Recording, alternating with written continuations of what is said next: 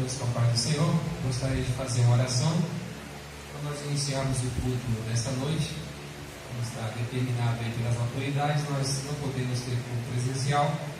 Então, por esses dias, nós estaremos fazendo uso das ferramentas de redes sociais para que a palavra do Senhor chegue até a tua casa. Ora comigo nesta noite. Senhor nosso Deus e nosso Pai, eu quero te agradecer, Senhor amado, porque ainda que de maneira improvisada, através das redes sociais, mas a tua palavra ela não está presa, e ela nesta noite chega até as casas das famílias que congregam nessa congregação e outras famílias também que nos assistem através das nossas redes sociais, que onde ela chegar, ela possa levar uma bênção, Senhor amado, cura, uma libertação, fazer aquilo que o Senhor determinou para que seja feito. Que o Senhor abençoe a todos que estão cooperando conosco nessa noite e todos que estão nos assistindo também, em nome de Jesus. Vamos ouvir nessa noite o diácono Ismael louvando a Deus com o harpa. Logo a sequência, a Nata também estará louvando ao Senhor.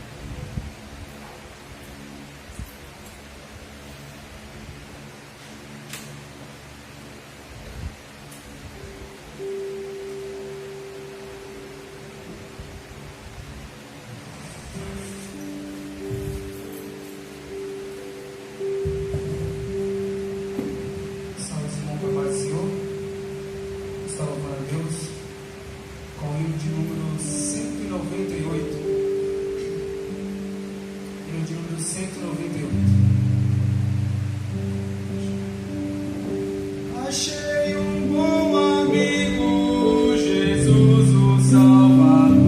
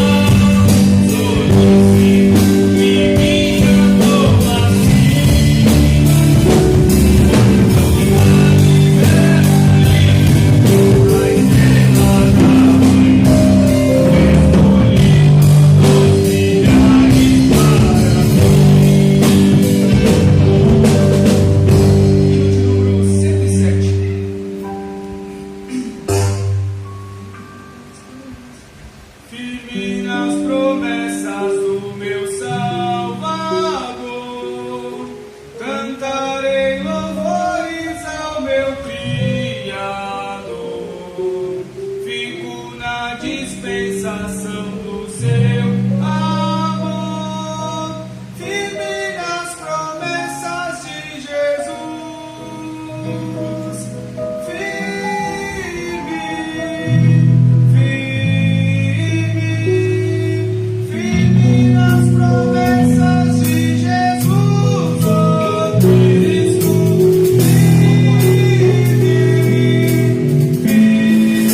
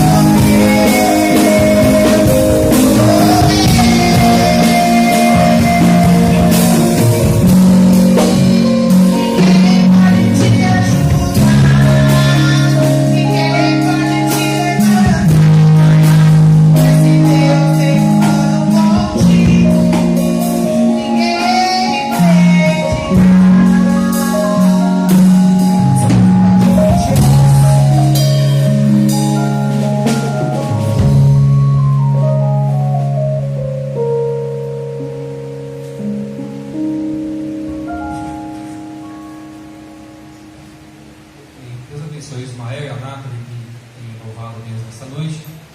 Eu gostaria de compartilhar alguns versículos da palavra do Senhor com os irmãos. No Evangelho de Mateus, capítulo de número 12, no verso 33, 34 e 35. Diz assim: ou dizeis que a árvore é boa e o seu fruto bom, ou dizeis que a árvore é má e o seu fruto mau, porque pelo fruto se conhece a árvore. Raça de víboras, como podeis vós dizer boas coisas sendo maus?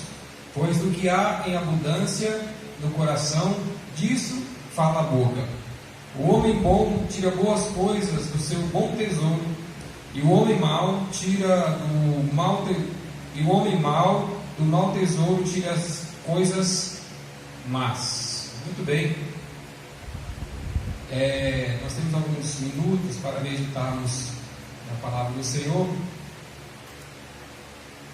e eu gostaria de falar acerca desses versículos com os irmãos nessa noite. Esses versículos aqui que nós lemos, eles vêm na sequência em que Jesus tinha acabado de ter um embate com os fariseus, e os irmãos bem sabem que os fariseus, onde Jesus estava, eles também estavam. Na verdade, onde Jesus estava, tinha uma grande multidão. No meio da multidão sempre tinha os fariseus.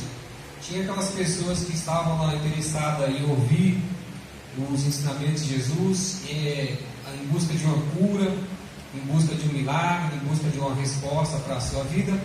Mas os fariseus não estavam lá com nenhum desses propósitos. O propósito dos fariseus era achar alguma brecha naquilo que Jesus falava ou ensinava, ou até mesmo de milagres que Jesus operava, para que tivesse alguma coisa do que acusar a Jesus. Então, Jesus, alguns versículos antes, a Bíblia diz que levaram um endemoniado até a presença de Jesus, e Jesus expulsa o demônio daquela pessoa.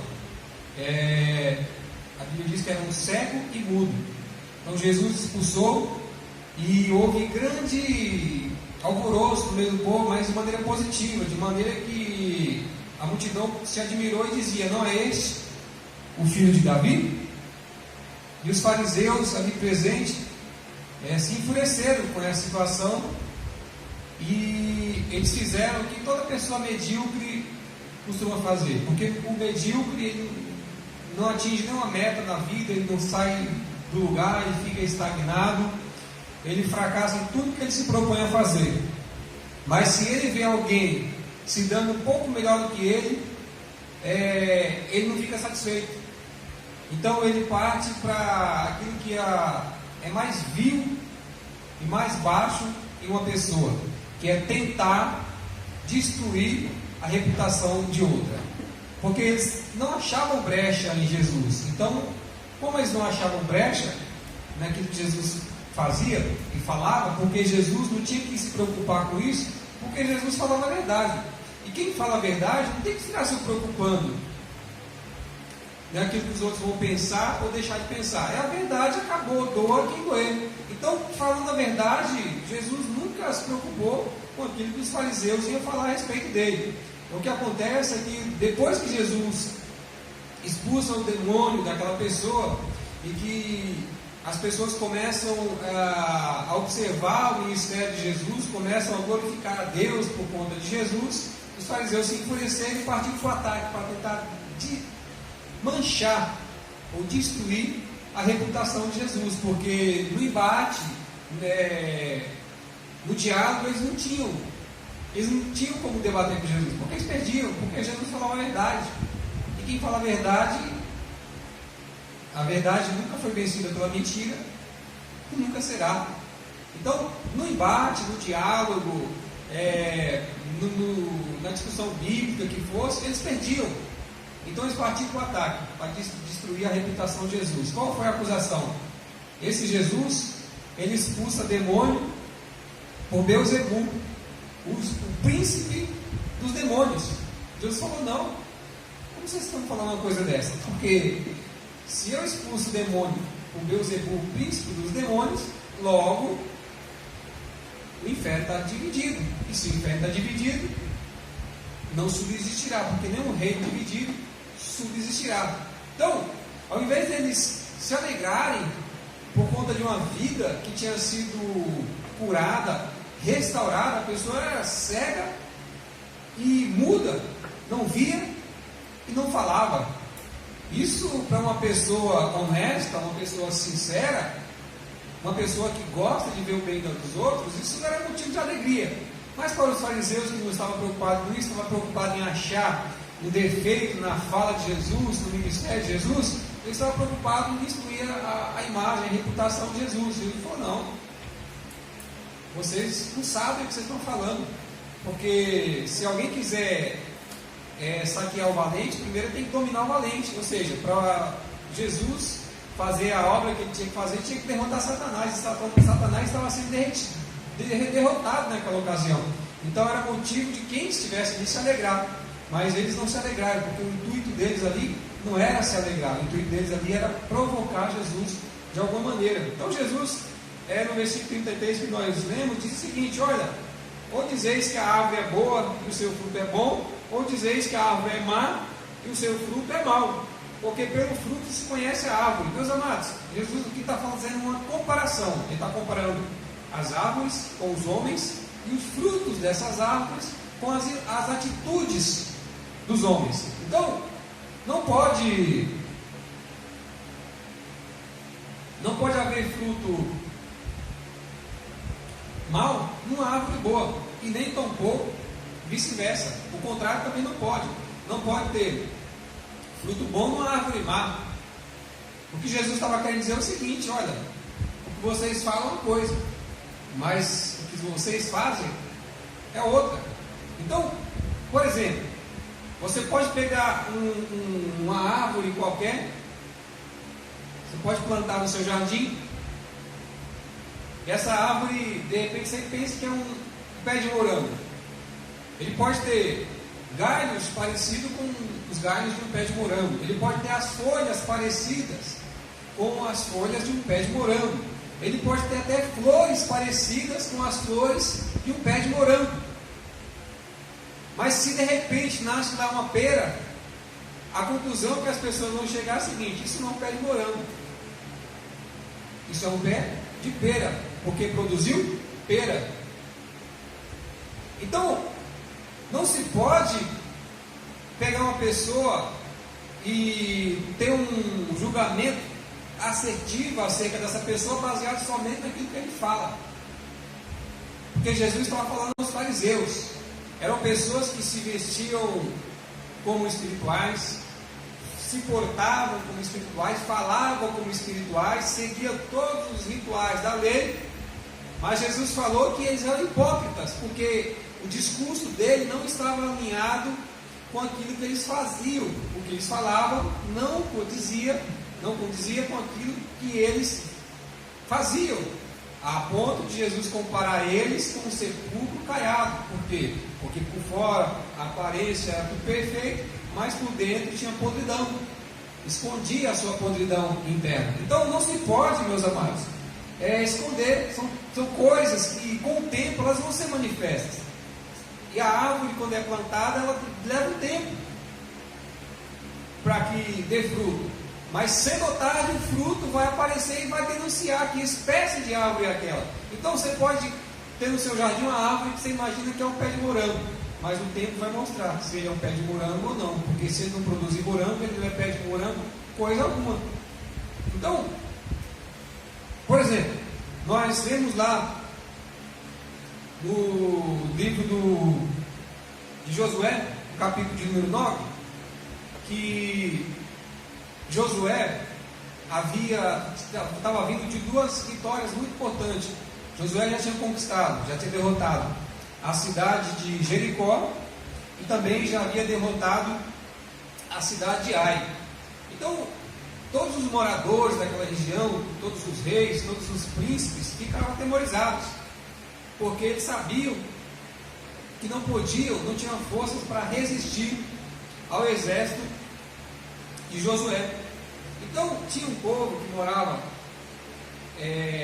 na cidade de Gibeão, num lugar chamado Gibeão, conhecido como Gibeonitas, e eles tiveram uma ideia um tanto quanto mandrake, para falar a verdade. Eles foram malandros.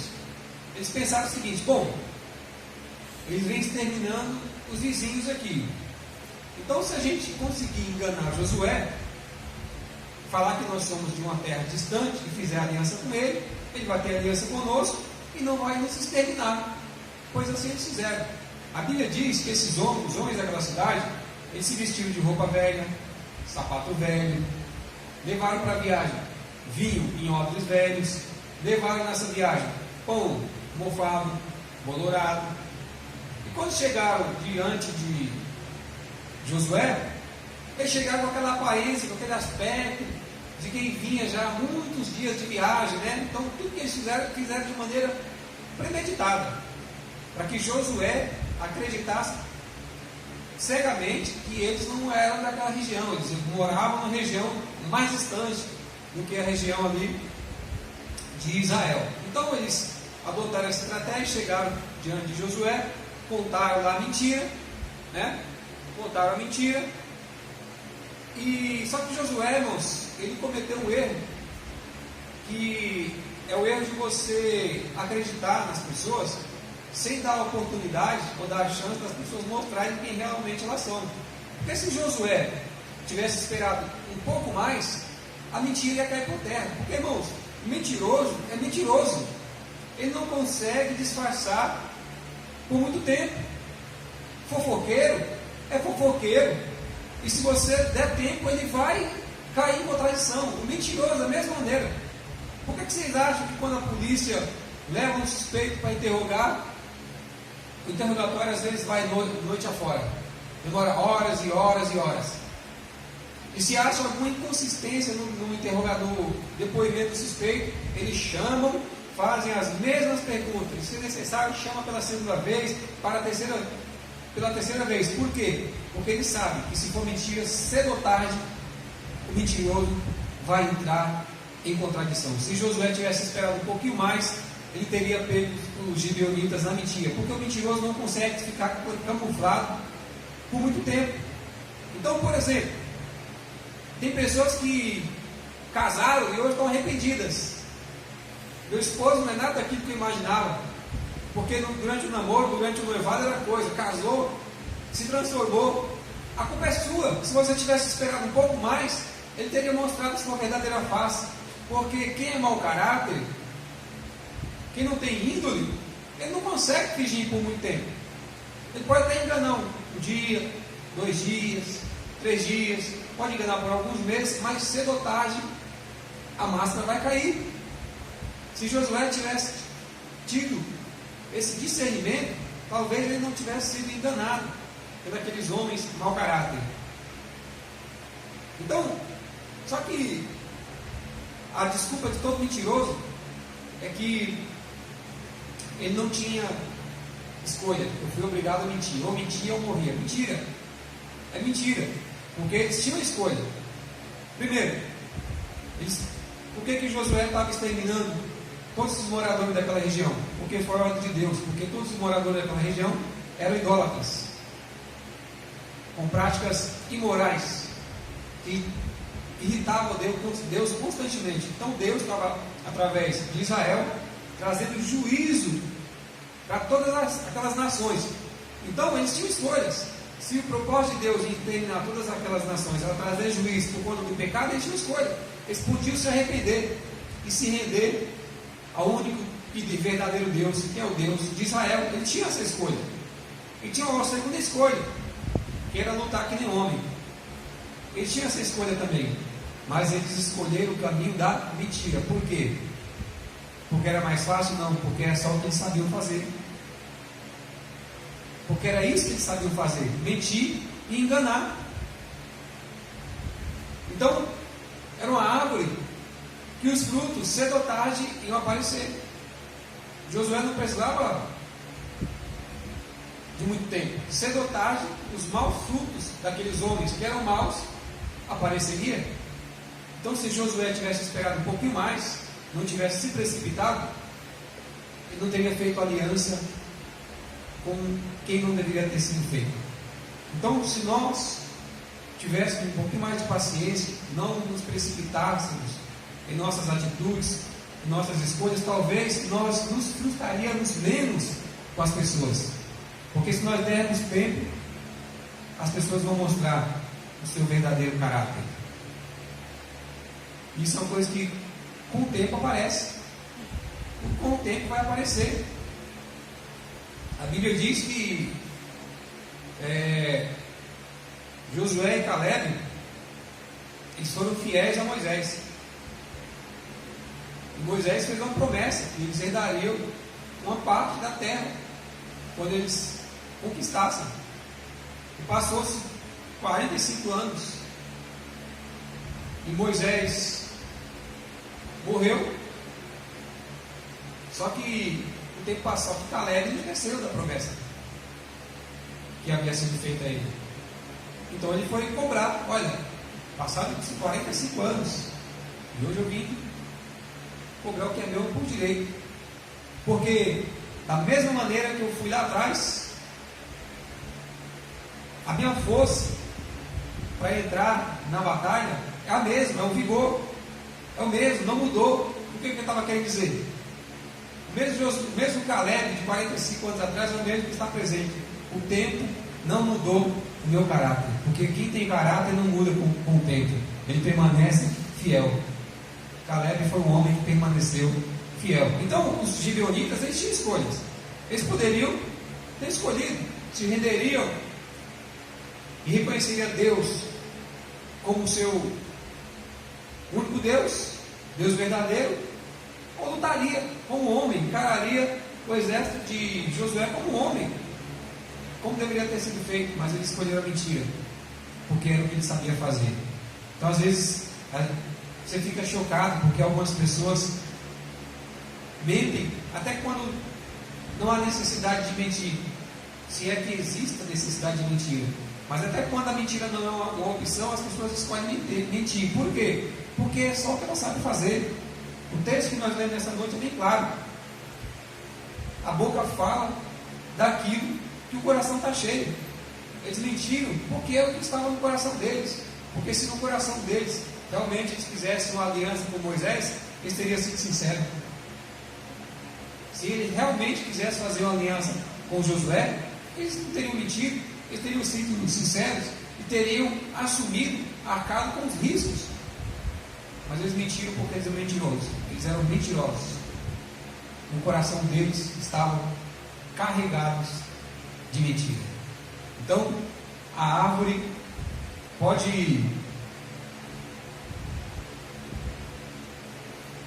parecer um pé de morango, pode ter todas as características de um pé de morango, mas na hora que o fruto aparecer, ela vai mostrar se ela é um pé de morango ou não.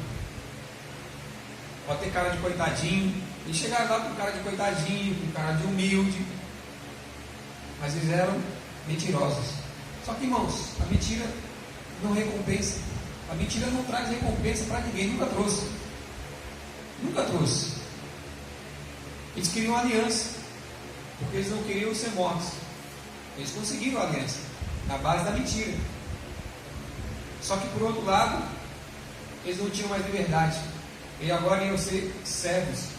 Viraram rachadores de lenha. Então acho que eles não saíram muito do lucro.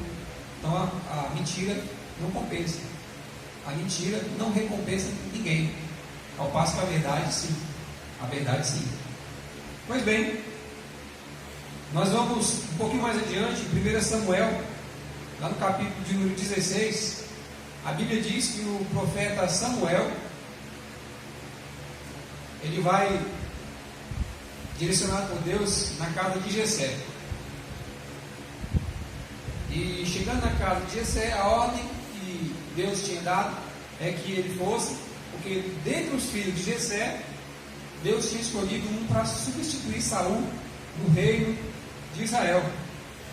Então, Samuel vai. Quando chega na casa de Jessé, que ele olha para Eliabe A primeira conclusão que ele chega é a seguinte: esse é o rei. Só que Deus falou no coração: não é esse, porque eu não vejo segundo o homem vê. Eu vejo aquilo que está no coração do homem. Eu não vejo como o homem vê. O homem vê a aparência, vê por fora. Então Samuel olhou, o cara era alto, forte, tinha uma boa aparência, provavelmente se expressava muito bem, gesticulava muito bem. Só que Deus estava atrás de uma pessoa que fosse íntegro, que tivesse essas características, mas que fosse íntegro por fora e por dentro. E Deus não quis. Deus escolheu Davi, que talvez não tivesse essas características, esse porte físico que tinha Eliabe. Talvez quando o profeta olhasse para ele de imediato, os olhos não iam encher, porque às vezes a gente olha para alguma coisa e os nossos olhos brilham até, mas a gente precisa enxergar além das aparências, a gente precisa enxergar além do que é físico. Então Deus falou para Samuel: não é ele não serve para ser rei. Mas por quê? Lá na frente ele vai mostrar o porquê. Nós vamos aqui um pouquinho mais adiante, no capítulo 17 de 1 Samuel, lá no verso 28, a Bíblia diz que Jessé dá uma incumbência para Davi, porque o povo de Israel estava em guerra com os filisteus, e os irmãos de Davi haviam ido para a guerra com o exército de Saul, pelejar contra os filisteus. Então Jessé chama Davi e dá uma incumbência: olha, eu preparei aqueles mantimentos e você vai levar para o rei, e já aproveita e traz notícias de seus irmãos, vê como estão as coisas por lá. A Bíblia diz que de pronto Davi obedece a ordem do pai, ele vai, e quando ele chega lá no arraial dos israelitas, ele se depara com uma cena que incomodou Davi. Incomodou, porque a Bíblia diz que tinha lá um gigante Golias que afrontava o exército de Saul. Só que o exército de Saul estava ali representando Deus. Então, ao afrontar Saul, ele estava afrontando Deus. E Davi se incomodou com aquela situação. Às vezes as pessoas olham para as coisas erradas e se incomodam. Mas para quem é temente a Deus, que serve a Deus, é incômodo. É desagradável.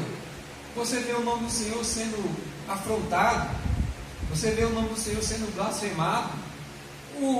A reação inicial de qualquer pessoa que tem um pingo de temor a Deus é defender a causa de Deus. E foi o que Davi fez, porque Davi era um homem que temia a Deus, tinha temor a Deus e tinha amor a Deus. Então ele se incomodou com aquela cena, e ele compra a briga do exército. Só que quando Eliabe vê aquela cena, ele repreende Davi. A Bíblia diz, no versículo 28, que a ira de Eliabe se enfureceu contra Davi. Naquele momento, ele colocou para fora tudo aquilo que estava no coração dele, que o profeta não tinha visto antes, mas Deus já tinha visto. Então percebe como às vezes a gente olha: nossa, mas fulano de tal é tão bonzinho e nunca teve uma oportunidade. É bonzinho porque você não conhece o coração dele, é bonzinho porque você não conhece o coração dela, porque se fosse bom, Deus já teria dado uma oportunidade, porque eu não conheço ninguém que foi bom na história que não teve a oportunidade de mostrar que era bom. Ah, mas é bom e não tem uma oportunidade, é uma injustiça. Pergunta, olha para a situação com a mesma lente que Deus olha. Talvez você não tenha a mesma conclusão que você tem agora. Então, Eliabe tinha todas as características de um bom rei, mas o coração estava cheio de mágoa, cheio de rancor, cheio de inveja contra Davi. E quando ele teve a oportunidade, ele colocou para fora, ele tentou diminuir Davi, ele tentou menosprezar Davi na frente de todo o exército. Davi, isso que você está falando é vaidade.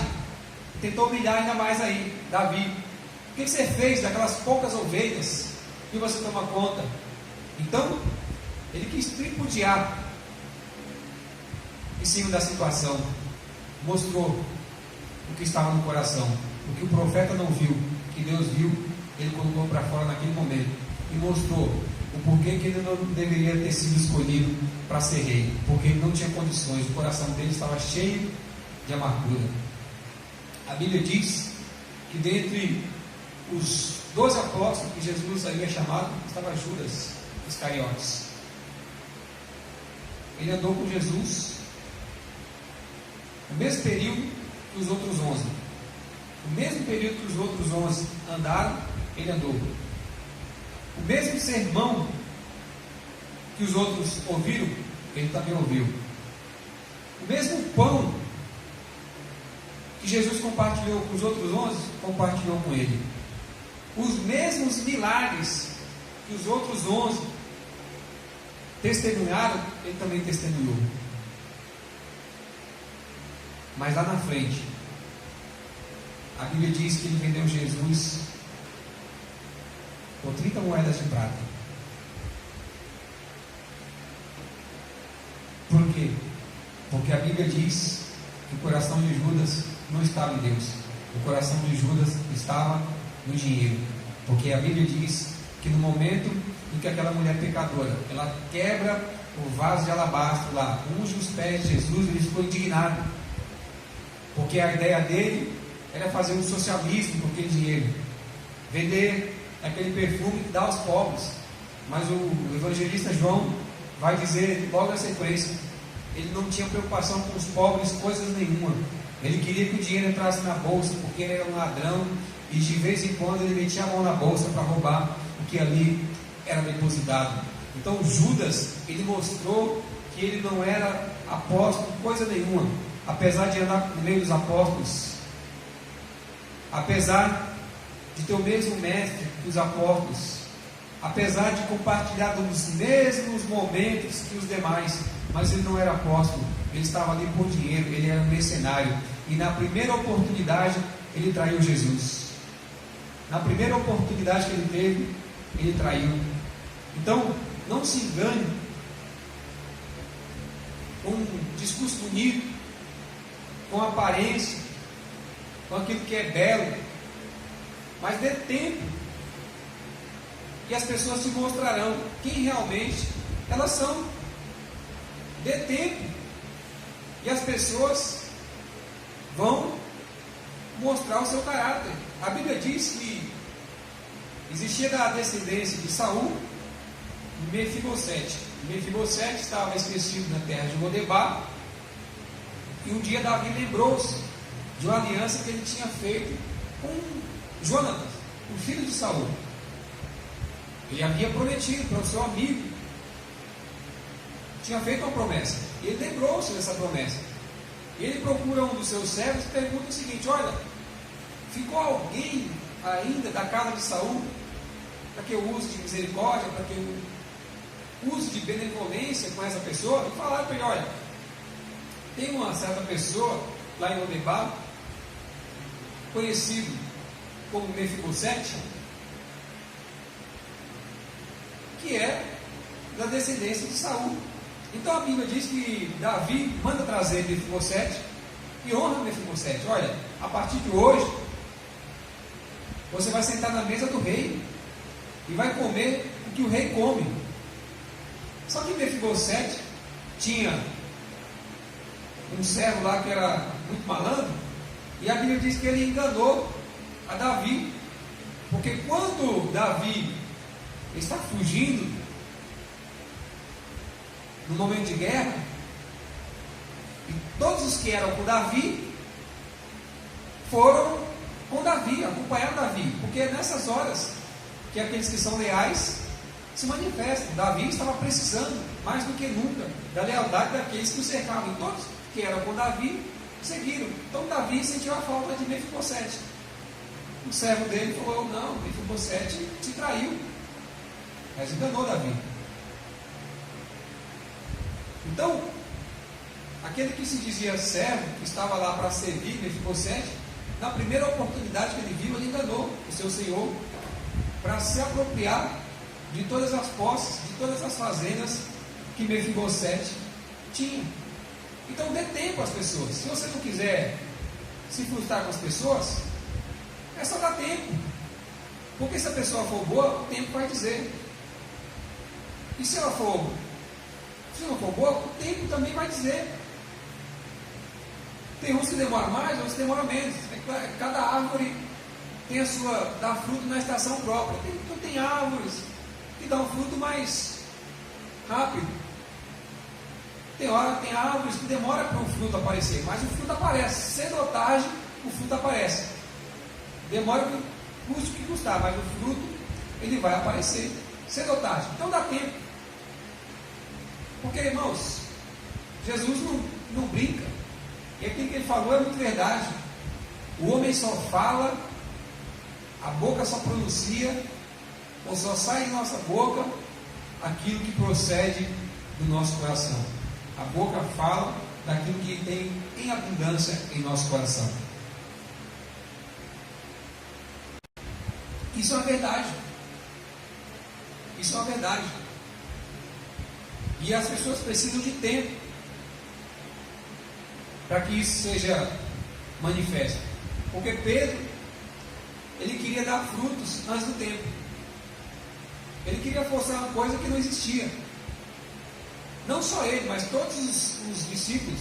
Porque a Bíblia diz que Pedro, antes de Jesus ser preso, Jesus falou: olha, convém que o Filho do Homem seja entregue na mão dos pecadores, que sofra, que padeça, mas que ressuscite ao terceiro dia. E Pedro tomou a palavra e falou: não, de jeito nenhum. Ainda que preciso morrer pelo Senhor, eu morrerei. E a Bíblia diz o seguinte: e todos os outros também falaram a mesma coisa. Não foi só Pedro, todos os outros falaram a mesma coisa. Eles estavam querendo demonstrar um fruto que ainda não estava pronto. Lá na frente eles vão mostrar, mas não era época ainda.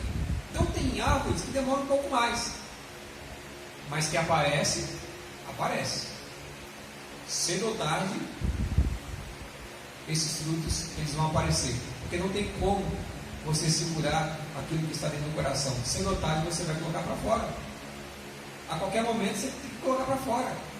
Então, os apóstolos, eles tiveram lá as suas dificuldades, mas lá na frente eles vão mostrar que eles tinham se consertado. E lá na frente a Bíblia vai dar testemunho, com exceção de Judas, que eles mudaram de atitude. Os frutos bons começaram a aparecer, porque eles já não eram mais homens maus. A palavra de Jesus, que foi ministrada no coração deles, transformou-os em bons homens, e agora produziam bons frutos. Meus amados, e como que eu sei quem é uma boa pessoa? Da mesma maneira que você conhece o mau caráter pelas atitudes más, você conhece uma pessoa íntegra pelas atitudes íntegras. A regra que se aplica aos maus se aplica também aos bons. É a mesma regra.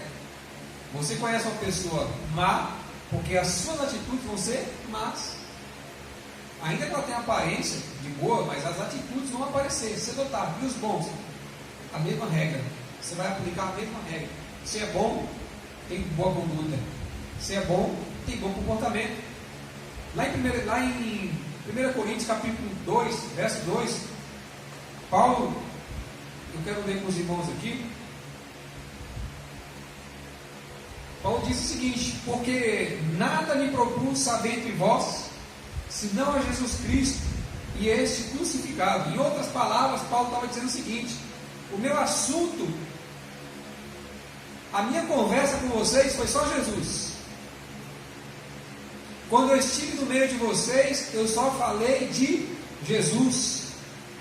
E este Jesus crucificado. O meu assunto com vocês, durante todo o tempo que eu estive com vocês, foi um só. E foi Jesus. Você quer conhecer o verdadeiro cristão? Você pode aplicar essa regra.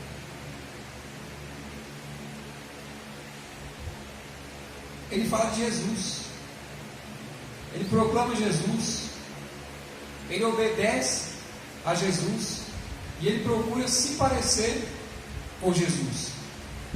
Foi o que Paulo disse aos Coríntios: olha, não faça mau juízo de mim, porque quando eu estive no meio de vós, eu não fiz outra coisa senão falar de Jesus, proclamar Jesus, pregar Jesus e Jesus crucificado. Então, meus amados, Jesus ele foi bem específico aqui no texto que nós lemos, de que a árvore boa produz bons frutos, a árvore má produz frutos maus, e que um bom homem tira do seu bom tesouro coisas boas, e que o homem mau tira do seu mau tesouro coisas más. Então, não se engane, porque alguém tem a aparência de cristão, porque alguém parece cristão, porque alguém fala como cristão, canta como cristão, mas os frutos têm que ser de cristão, porque se não for, tudo fica só na aparência. Jesus estava dando uma dura muito grande aqui nos fariseus, porque eles eram homens que se preocupavam extremamente com aquilo que a sociedade via. Então eles faziam questão de dar esmolas publicamente, eles faziam questão de fazer orações publicamente. Tudo que eles faziam questão de fazer em público, que era com a intenção de que todos que eles tivessem pudessem ver e pudessem elogiá-los, mas o coração estava cheio de podridão, como Jesus bem disse, o sepulcro caiado. E Jesus disse: olha, aquilo que a tua mão direita fizer, essa dele não pode saber. Se você fez para a glória de Deus, fez para a glória de Deus, independente se alguém viu ou não viu, fez para a glória de Deus. Jesus foi glorificado. Então não se preocupem apenas em ser uma pessoa íntegra, em ser uma pessoa de bom caráter. Não se preocupe com a aparência ou com aquilo que as pessoas vão pensar, porque Jesus foi criticado. Falaram aqui que Jesus estava expulsando demônio, não pelo poder de Deus, mas por Beelzebul, príncipe dos demônios. E Jesus não se irritou por causa que os fariseus pensavam isso diante deles, não, porque Jesus não se preocupava com o que os fariseus pensavam. Mas Jesus se irritou porque eles estavam blasfemando contra o Espírito de Deus. A blasfêmia foi contra o Espírito de Deus. Por isso que Jesus deu essa dura terrível dos fariseus.